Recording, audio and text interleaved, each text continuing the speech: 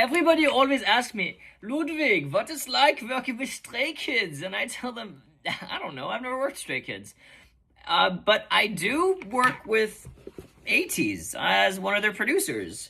And I don't know really how it happened, but I'm gonna try and explain how. Hi, I'm Alex, and 5 years ago, I wrote a song for BTS. Now, I live in Korea. But also around 5 years ago, I discovered this song called Pirate King on YouTube with ATEEZ. And I was like, this is sick. And these guys are like, they have something. So ever since I saw that, I started just spamming that company with emails. And they usually ignored them. But one day they actually got back to one of the emails. They're like, hey, what songs have you done so far? We'll share it with the guys, and we'll get back to you. And I'm not sure, it's like 6 months later they answer that email. And they're just like, oh, actually, this song, which is Tiger Inside by Super M that I wrote, is really good. And we love it. It's one of our favorites at the moment. Do you think Alice could come for a day?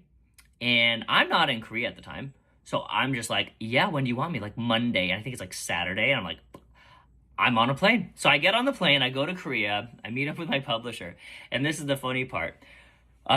It's like we're supposed to be there at like 11. So, I meet him at like 10, like 9:45-ish. And it's like, all right, let's go. We're driving off. And we drive all the way to Hongdae, which is where they have the office, but not where they have the studio. So then we have to drive from Hongdae all the way to Gangnam through traffic, which took like over an hour. So we're supposed to start at 11 and I don't get there until like 12:30. And then, I didn't know that this was supposed to be like a sort of like test field day for me, right? So they've prepared like 4 like instrumentals that they want me to freestyle on. And I'm like, and I walk into the room, it's like myself, the rest of the Edenary team, and Hongjun. And they're like, glad you finally made it. And we sit down, we talk, I think, for maybe 30 seconds. I'm like this, oh yeah, we like the song. Let's see what you can do. And then straight, give me the microphone, and they start playing these beats. I'm like, okay, let's go. One after another, after another, after another. Nobody smiles, except Hongjun.